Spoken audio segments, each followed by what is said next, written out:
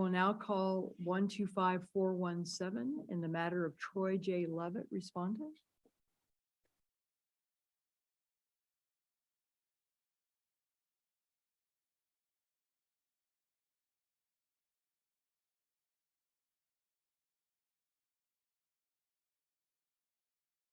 Elder Leavitt.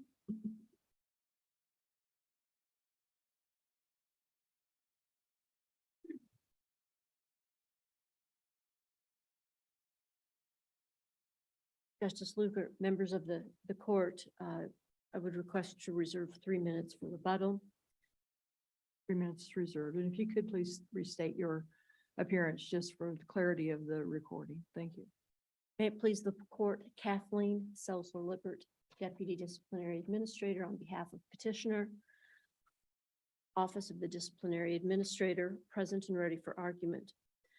Case before the court today is an original action for attorney discipline, and the parties have submitted a summary submission that we are requesting this court to consider and adopt.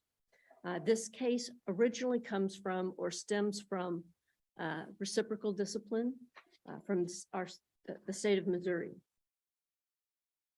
The state of Missouri alleged or charged that the respondent had violated professional rules of conduct in a Missouri case. The respondent cooperated with the Missouri disciplinary case.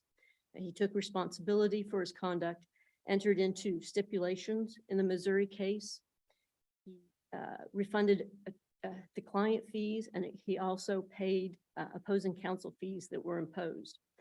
Based on the stipulation, the Missouri Supreme Court in March of 21 suspended the respondent's license for 1 year, stayed that suspension, and placed the respondent on probation. The Kansas Disciplinary Administrator's Office was then advised of the Missouri discipline. In the Missouri case, the Missouri Supreme Court found that the respondent violated Missouri Supreme Court Rule 1.3, diligence, by failing to exercise the required level of diligence when he failed to promptly respond to a motion to dismiss and failed to file a response or an opposition to attorney's fees. Likewise, the respondent in this case, in the stipulation, stipulated to violating Kansas rules of professional conduct, 1.3 diligence. In the Missouri case, the Missouri Supreme Court found that the respondent violated Rule 1.4 communication by failing to adequately and promptly communicate the status of the case and the judge's adverse ruling in the critical time period of November to December of 2018. Likewise, in the Kansas stipulation, he stipulated that he violated Kansas rules of professional conduct, 1.4 communication, same factual support. In the Missouri case, the respondent stipulated that he violated Rule 8.1 by his comments to his client, calling or describing the judge as rogue or making a rogue decision based on the order of dismissal. In the Missouri case, likewise, the respondent stipulated in Kansas to violating Rule 8.2 for describing to the client that the judge was rogue and that statement was made with either false or with reckless disregard as to its truth or falsity concerning the qualifications or integrity of the judge. The Missouri case also noted that he had previously been disciplined in Missouri in 2017. Missouri issued an informal admonition for violation of Rule 1.15 and 1.16. The respondent failed to report that Missouri informal admonition to Kansas, and he stipulated in the summary submission that he violated, or that failure to report violated 8.3, and at that time, 2017 Rule 207, which is the duty to report misconduct. Based on the stipulations and the underlying facts, the parties submit or request this court to impose discipline of 12-month suspension, stayed, placing the respondent on probation, which was attached or incorporated as part of the record. And that would be the parties' request. Questions?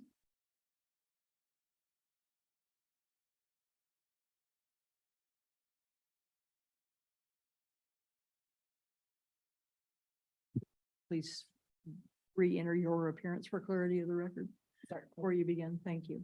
May it please the court. Peggy Wilson appears on behalf of respondent Troy Leavitt. Mr. Leavitt is also personally appearing and if allowed, would like to also address the court. What Ms. Lippert said is true. Mr. Leavitt has agreed to the summary submission of this case. The facts of the case are chronologically laid out in our summary submission. And let me discuss with Mr. Leavitt has anger issues. In this one case, in January of 2018, Mr. Leavitt was hired to file a modification, motion for modification on a parenting plan. It was in Jackson County, Missouri, in front of Honorable Margene Burnett. And during this period, opposing counsel, the mother, has filed a motion to dismiss, indicating that there were a discrepancy in the pleadings and needed to file an amended parenting plan, and based on his clients not appearing for case management or counseling issues. Mr. Leavitt believed that amending the parenting plan would render that motion moot, that would have accomplished the whole goal of the whole matter. He also did not want to admit that his client had not appeared at the case management conference or also at the counseling session. But assuming that amending the parenting plan would render it moot, he and opposing counsel went ahead and started scheduling depositions. But the court found that in not opposing the motion to dismiss, the case was dismissed. A judgment was entered, and then the mother, through counsel, filed an application for attorney's fees. Mr. Leavitt had not told his client what was going on at the time. Instead, he tried to fix it by filing a motion to reconsider, which was denied, and the mother was awarded her attorney's fees. Well, you'll see in the record, Mr. Leavitt was personally outraged. He panicked, he was frantic, and he was angry. And he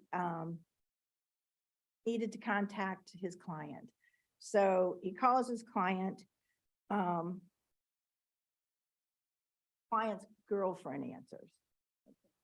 Available. In the meantime, my client's just out, just to say the least, because this case has been dismissed and he's very upset. So they have a transition between the client and girlfriend. They have phone calls and texts, and profanity goes on, and that basically disrespectful statements.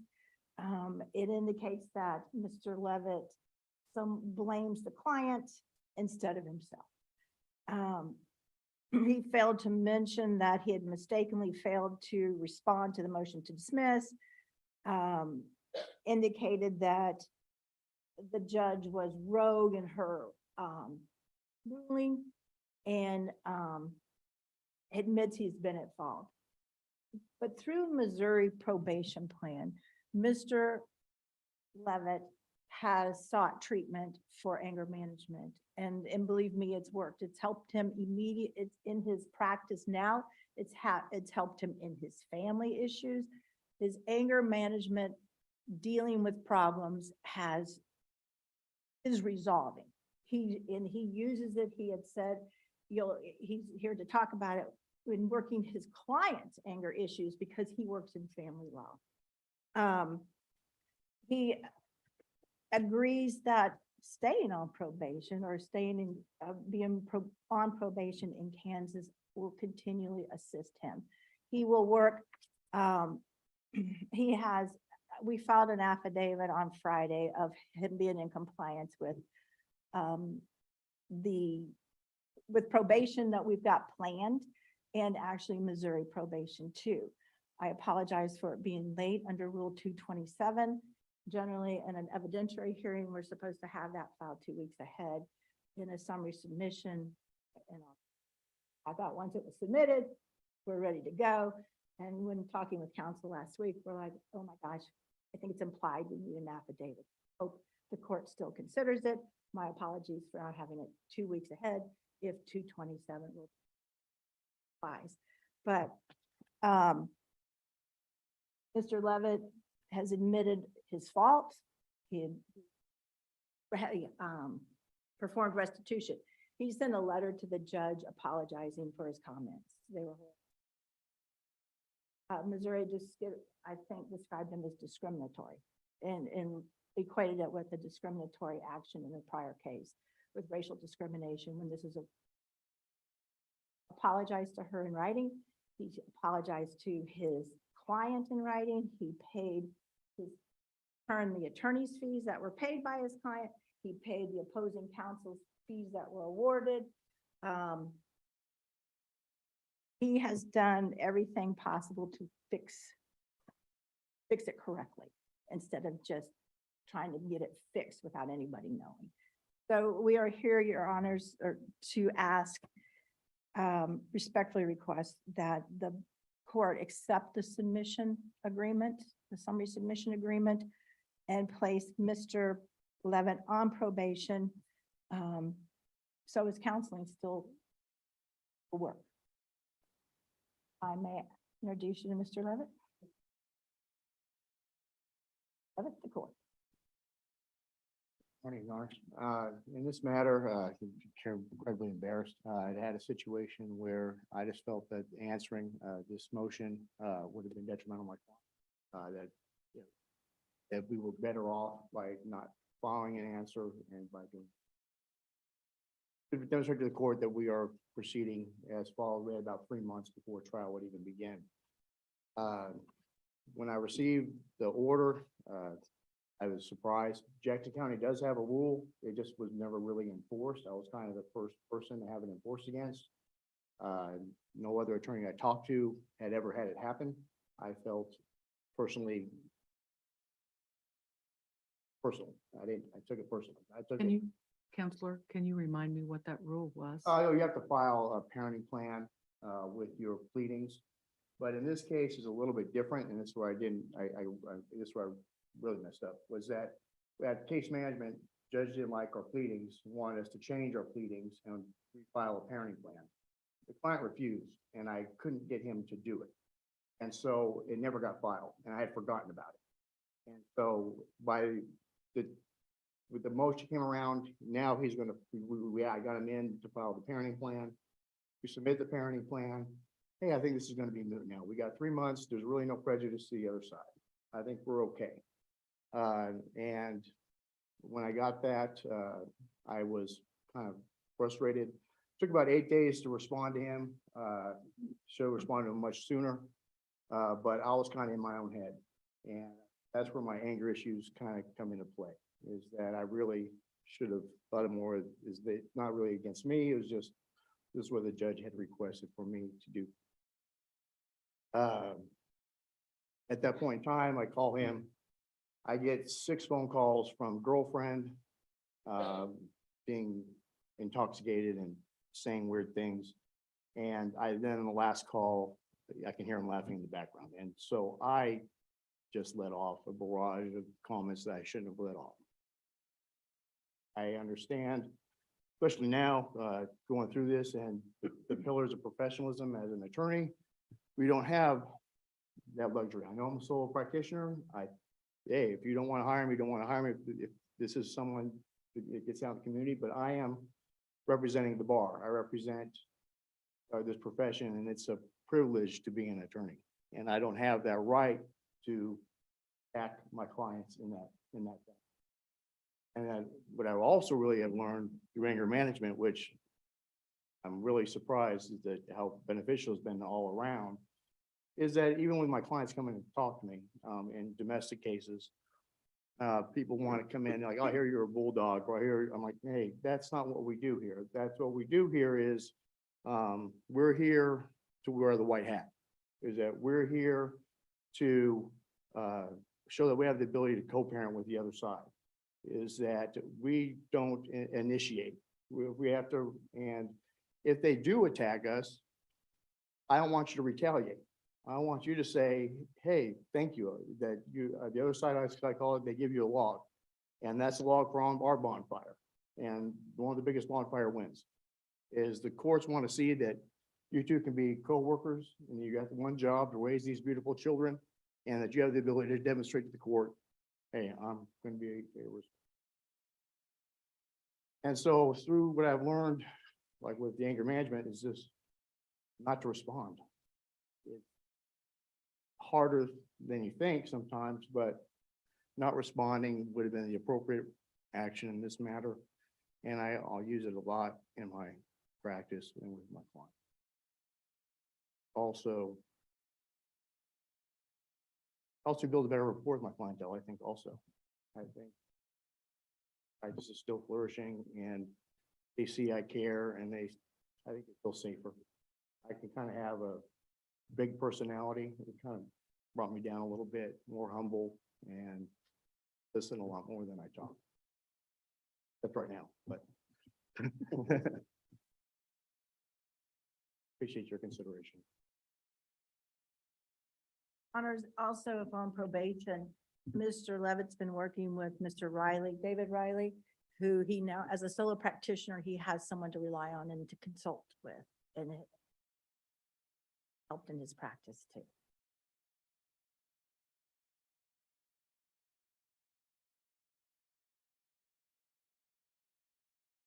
Counselor Lippert? Unless there are questions, I will yield my time. Do you agree we kind of have a hole in our new summary submission rule that makes it unclear whether the affidavit should be filed? Or- The summary submission rule is new.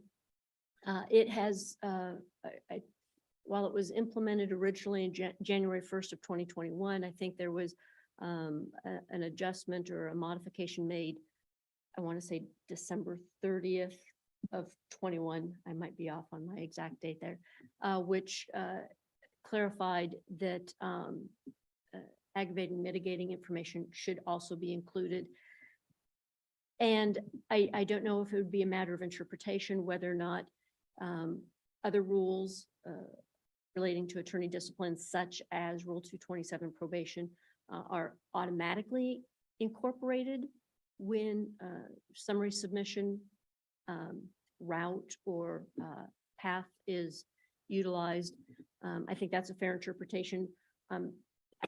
In reviewing Rule 223 summary submission, it doesn't specifically say that 227 should be complied with, but I think that's a fair interpretation. But it is a new rule, and so I don't have any, I don't have a specific reference to fall back on. And do you have any objection to us considering Mr. Levitt's affidavit? No.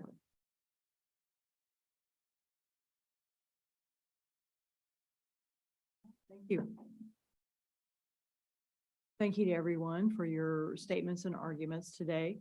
We will take this appeal under advisement as well.